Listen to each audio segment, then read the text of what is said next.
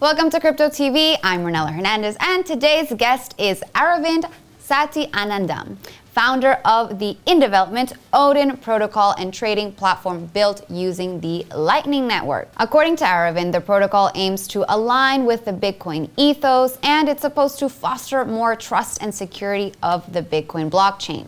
So stay tuned if you want to hear Aravind's thoughts on the current crypto market, on Norse mythology, and the Bitcoin Renaissance.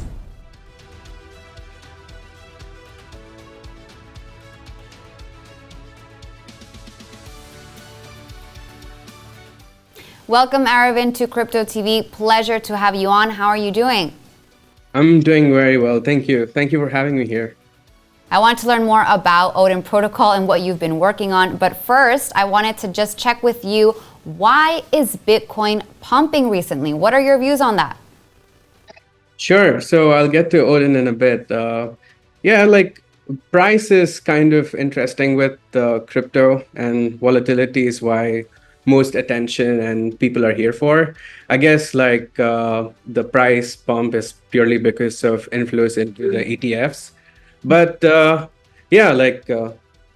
price action is not so interesting. Like, a lot of things are changing in Bitcoin. People are starting to build on Bitcoin, which is super exciting for me from a builder's So does that perspective. activity have to do with the pumping in price? Like, is all this building culture on Bitcoin a big part of the rally of Bitcoin?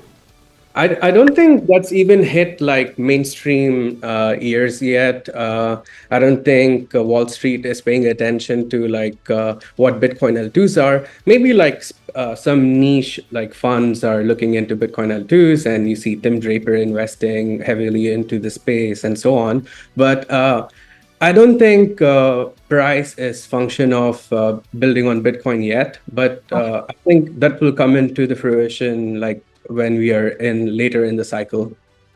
Okay. So let's hone in a little bit more on this building culture. Earlier off camera, you called it a renaissance. So can we talk a little bit about that? Sure. So I think people were in the beginning, right? When Satoshi envisioned Bitcoin, and it was just a peer-to-peer transaction network, but it has grown into something that is revolutionary and life-changing for many people, right? And of course, it's a shift in culture, shift in how we think about monetary systems, and it's a whole different ball game. But I think 2019 Taproot upgrade, people were trying to do stuff, and there was always been focus on scaling Bitcoin. Lightning was around, rootstock, stacks were around. People were always trying to build on Bitcoin, right? But I think most of the market kind of just ran away with proof of stake systems, and ran through iterations of trying to scale blockchain while losing the core ethos of it, which is decentralization and keeping an open network and system. So in that sort of sense, Bitcoin building renaissance is extremely important for this industry. And this ignition was lit by Casey Rodarmer when he launched Ordinals Protocol. I think it was in 2022. It just, numbers are just wiggled up, and when you're working in the Bitcoin space, Ordinals is so new, but it seems so old, so that kind of shocked the entire Bitcoin ecosystem, and showed people like myself who is more into ETH and other L1s, start looking at Bitcoin differently as a place of perhaps scaling into L2s, or looking at in terms of putting your NFTs and building DeFi and unlocking all that capital that is dormant in Bitcoin and so on, right? So yeah. I imagine that this excites you a lot because you are also a builder on Bitcoin, or at least on the Lightning Network. So let's get into Odin a bit more, which is a peer-to-peer DEX on runes, correct? So what's the mission behind it? Right. So we touched a little bit on Ordinals, which is the non-fungible token standard on Bitcoin, where you can store your data into the 4 megabytes of block space that is available per block. which makes it like non-destroyable and nobody can come and change it. And it's on chain, right? On proof of work based layer. So now you have the option to explore another aspect of Bitcoin, which is fungible token standards. So Runes is the first UTXO based fungible token standard on Bitcoin. Previously, we had another standard which gained popularity. It's the BRC20s. But Runes is more less heavy on the chain. It is UTXO based and it's not inscription based and it's not just JSON text. So it's fundamentally a little bit better. So you have the opportunity to explore and show your financial expression for the first time on the Bitcoin network using a UTXO-based fungible token standard. So it's similar to ERC20s on Ethereum, right? So the possibilities are endless where now you're seeing meme coins explode into the scene. Dog Go to the Moon is 300 million market cap. RSEC, the Genesis Rune token, is also significantly high on market cap. So there are a lot of activity on the fungible token standard on Bitcoin, and we are building something that facilitates native Bitcoin environment sort of trust assumptions to trade these assets on the Lightning Network. So that's what we're doing. We're trying to build a peer-to-peer DEX on the Lightning Network. Okay, so did that not exist before?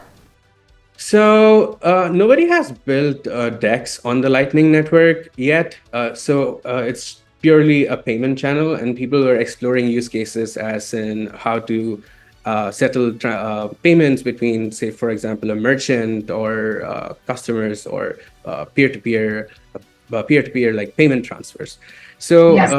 what we're trying to do is basically build a client for Lightning, which moves runes over from Bitcoin L1 to Lightning. And essentially, you can open a payment channel in my platform. And there is this thing known as gossip in Lightning. So you can basically say that, hey, I'm holding X amount of Dog Go to the Moon in my UTXO. And this is how much Bitcoin I want. And basically, you broadcast this message within this payment channel. And everybody in this payment channel can hear this message, see it in a decentralized order book, and they can choose to be the counterparty for that trade. So if they choose to be the counterparty and they sign a PSBT, the trade gets started and the person who's broadcasting the message signs the transaction, and the node operator, which is Odin, signs the transaction. And these assets get recorded as being hands changed within the Lightning Network. And all of this happens in seconds because Lightning Network is off-chain with little bit of Bitcoin security involved. So it's a fast environment to settle transactions. How many people are actually using the Lightning Network, though? I feel like this whole ecosystem hasn't really caught on too much within the greater industry. So I'm just wondering, maybe what's it going to take to get more users? I guess there's not much excitement in Lightning. You don't want to spend your Bitcoin, right? Like at least I don't want to spend my Bitcoin for a coffee or something. I see it as something that I can hodl forever, and perhaps use it to buy ordinals or some artifacts within my cyberspace, right? So but essentially, like what we're doing might find people who are first-time users of Lightning experience the fast throughput of Lightning. That might actually onboard a lot of users because Runes obviously is onboarding tons of new users from Ethereum, from even new to Bitcoin. They just like a dog, and they just want to be part of this community. And those kinds of degen trading communities, and also people who are just getting into this meme coin culture, which is very much popular in our space, right? So for them to use a platform to trade within their peers, within their community members, in a trust minimized way, without having to bridge over to an L2 or to use a centralized exchange, I think it's a very useful tool and an option to have because in the end we are building decentralized systems, right? That's what we are in this space for.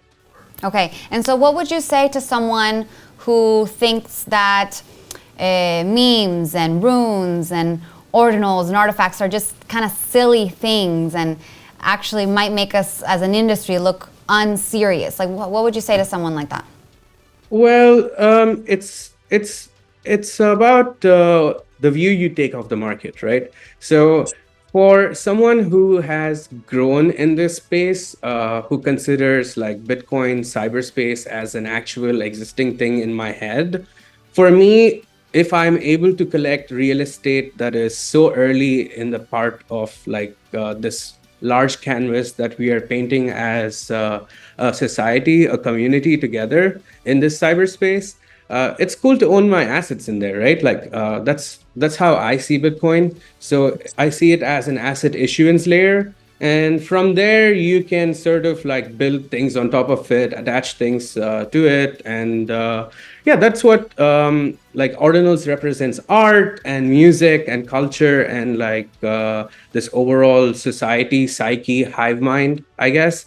But runes also express it in a certain I guess like fun way, where people want to like fiat currency is essentially meme coins, right, in most people's heads when they waken up. So yeah, like it's a useless shit coin, right? So you can print so much away. Some meme coins actually have better tokenomics than the United States government, right? So yeah, so I guess like in that sort of like worldview, meme coins mean community, culture, some sort of like cynicism, some sort of like radical outline, cypherpunky way of saying, it's just life, dude. Live it. Like you don't have to take it so seriously.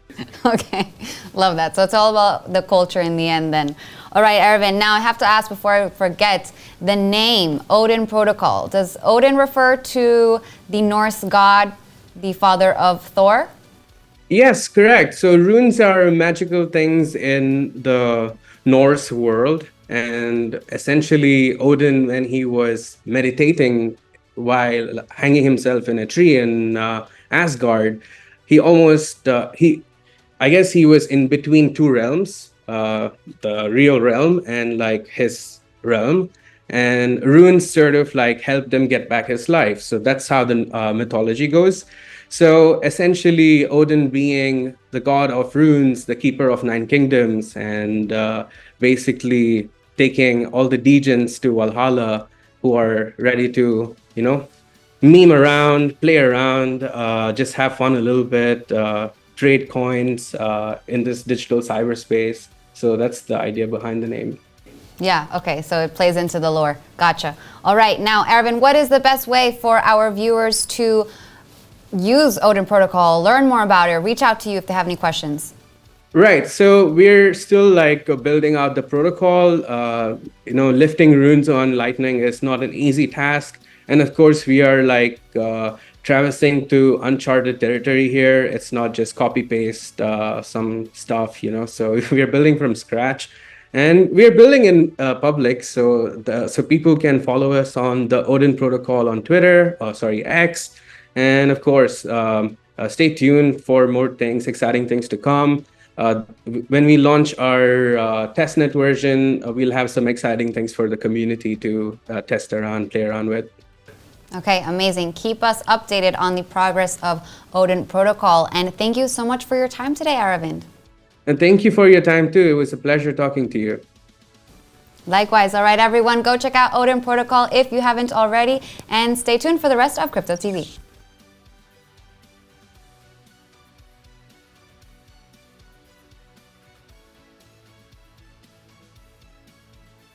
Today in the crypto market, Bitcoin is currently trading at $67,286. Ether's price is at $3,695 today. Sol is trading at $165.56 today, and Ton is in red with a price of $6.17. I hope you enjoyed my interview with Aravind and that you learned something new about the Bitcoin blockchain. Please check out the Odin Protocol if you haven't already, especially if you are a lover of runes and all fun things Bitcoin. And I'll see you guys next week.